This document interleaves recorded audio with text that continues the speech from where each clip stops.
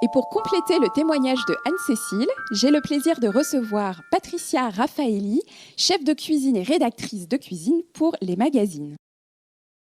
Bonjour Patricia. Bonjour Nathalie. Alors Patricia, dans un premier temps, pourriez-vous s'il vous plaît nous donner quelques conseils et astuces pour s'organiser en cuisine lorsqu'on accompagne une personne qui vit seule? Alors, j'entends par là l'organisation du frigo, de la nourriture, du matériel. Oui, bien sûr, avec grand plaisir. Donc, la première chose à faire, je pense, sincèrement, c'est bien d'analyser la personne déjà, éventuellement ses pathologies, ses interdictions, ses allergies, ses intolérances. Voilà, ça c'est la première chose à faire pour supprimer tous les produits qui peuvent être néfastes pour la personne. Donc, en tant qu'aidant, on va aussi analyser l'autonomie de la personne et voir si elle est capable de réchauffer ses plats, de faire des petits accompagnements, etc.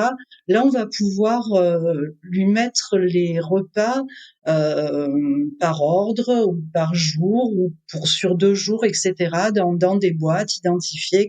Ça, c'est un premier point. C'est vraiment l'analyse de la personne. Qu'est-ce qu'elle peut faire, qu'est-ce qu'elle ne peut pas faire. Ça, c'est important. D'accord. Après, on va aller distinguer la personne qui va préparer ses repas elle-même ou avec un aidant, l'assistante de vie ou la famille. Donc là, moi, ce que je préconise souvent, c'est de faire des menus à la semaine. Pourquoi? Pour qu'ils soient bien équilibrés, parce que quand on fait un menu à la semaine, on regarde, tel jour on a fait de la viande, on a fait du poisson, on n'est pas obligé de manger de la viande ou du poisson tous les jours, on peut faire aussi des jours un peu plus légumes. Voilà, on va analyser ça pour faire des menus à la semaine. Déjà là, on va gagner du temps. Et moi, je propose souvent aussi le batch cooking. Ça se fait beaucoup en ce moment pour préparer sa semaine avec moins de stress, etc. Et ben là, c'est un petit peu pareil. On va en amont préparer tous les produits qui peuvent être préparés avant. C'est-à-dire éplucher les légumes, éventuellement les mettre sous vide ou dans des boîtes, préparer tout ce qui peut être préparé en amont sur le menu de la semaine. Et idem pour les courses. Bon, bien sûr, j'ai sauté un petit peu la partie courses. Donc, une fois que nos menus sont faits, on établit la liste des courses. Oui. Et là, en fait, on prépare comme si c'était pour une famille, tout simplement. Mais là, c'est pour une personne. Donc, bien analyser les quantités pour pas trop en faire, pour pas qu'on se retrouve à manger 3 jours de suite la même chose. Voilà, ça, c'est vraiment la première chose à faire, c'est d'être hyper organisé parce que tant qu'on est organisé, on n'est pas dans le stress. Je sais pas si vous voyez un petit peu ce que je veux dire Ouais, tout à dans fait, tout à l'esprit. fait. Voilà, dans l'esprit, c'est ça. On analyse les besoins, on les met en place et après, on n'est plus dans le stress parce que on peut aussi faire les menus sur 4 semaines en fonction. Ça dépend aussi de la disponibilité des aidants. C'est vraiment quelque chose à analyser. Combien de temps je veux passer à préparer les repas, combien on peut passer de temps, est-ce que la personne peut intervenir, est-ce que les aidants peuvent cuisiner tous les jours ou est-ce qu'ils peuvent venir tous les 2 jours. Voilà, c'est vraiment étudier le besoin et les nécessités. Ça, c'est très important. Très bien.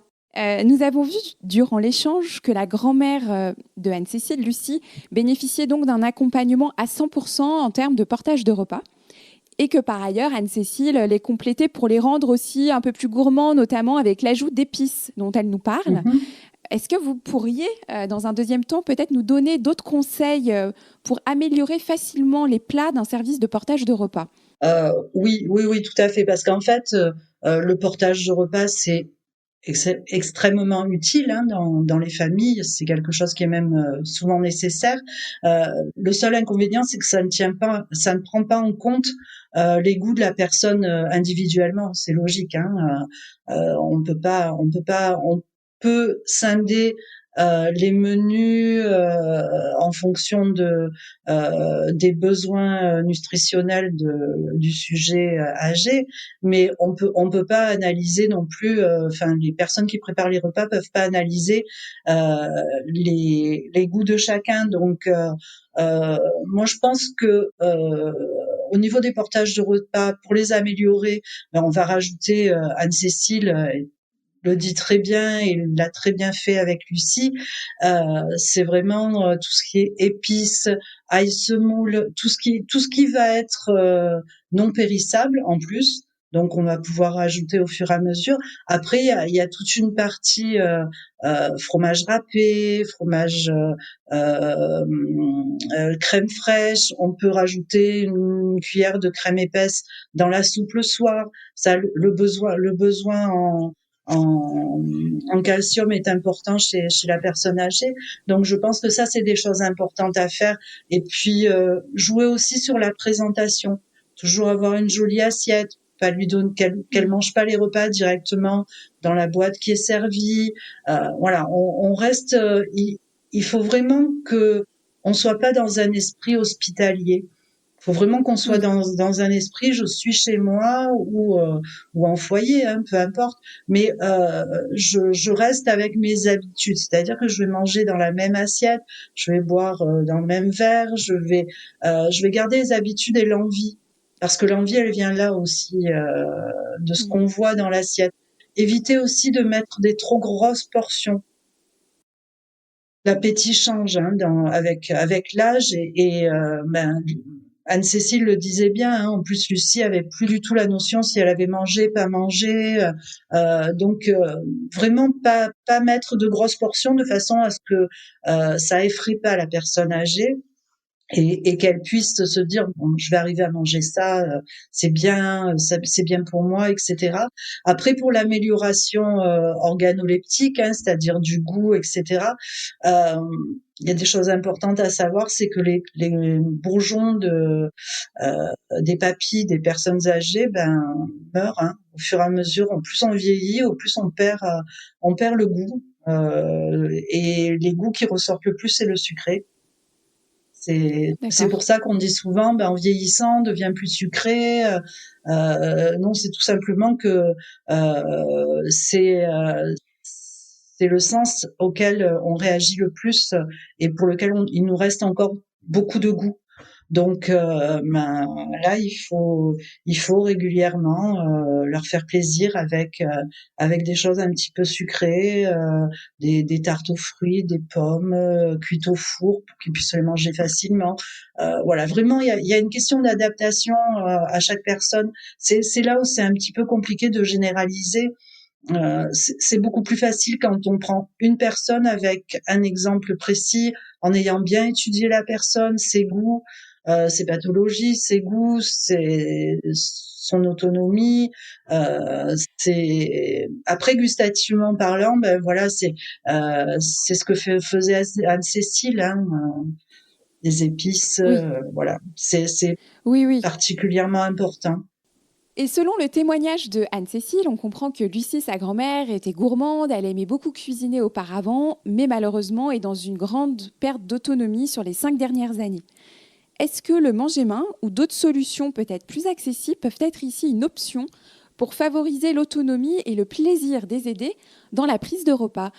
Qu'est-ce que vous en pensez, Patricia? Alors moi, je pense déjà que on doit faire participer la personne âgée dans la mesure où elle a encore un petit peu d'autonomie, ce qui était peut-être pas tout à fait encore le cas de Lucie.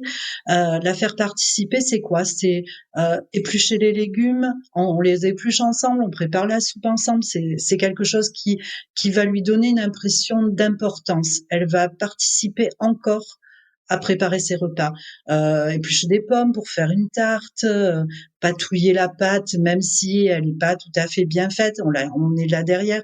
Voilà, il y a une partie participation au repas qui est importante.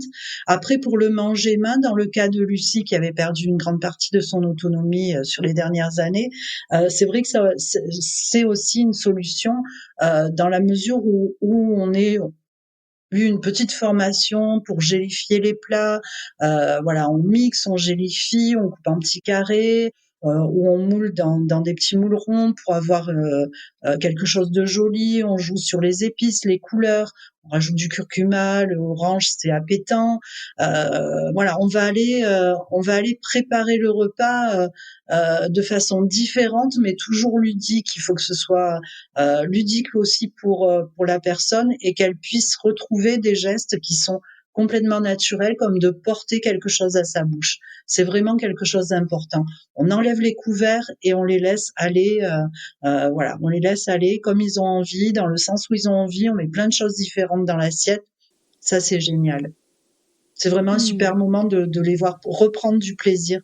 Parce que le fait de porter la fourchette, c'est quelque chose de difficile. Soit ils ont des tremblements, soit ils ont plus la gestion de leurs gestes comme ça, un peu, ça devient compliqué. C'est quelque chose qui devient compliqué et on veut essayer surtout de pas les rendre mal à l'aise. Donc, dans ce cas, le manger main et les saveurs qu'on peut ajouter, la présentation sont du coup très C'est importantes. ça, c'est exactement ça, hein. C'est pas parce que c'est du manger main qu'on va faire, voilà, tout est gélifié, tout est non, on coupe des petits morceaux de fruits, on coupe la viande, on fait, après, ben, selon l'état de la personne, selon la déglutition, selon, la possibilité de mâcher ou pas. Alors, il y a plein de choses à étudier et à faire vraiment au cas par cas. Et c'est là où les aidants sont importants. Tout à fait. Bah, je crois que vous nous avez donné de précieux conseils, Patricia. Il me Merci, reste maintenant plus qu'à vous remercier chaleureusement. Et puis j'espère qu'on aura le plaisir de vous retrouver sur un prochain épisode du podcast. mais j'en serais ravie, Nathalie, vraiment. Merci encore, Patricia, et je vous souhaite une très bonne journée. À bientôt. Merci Nathalie, à vous aussi, belle journée.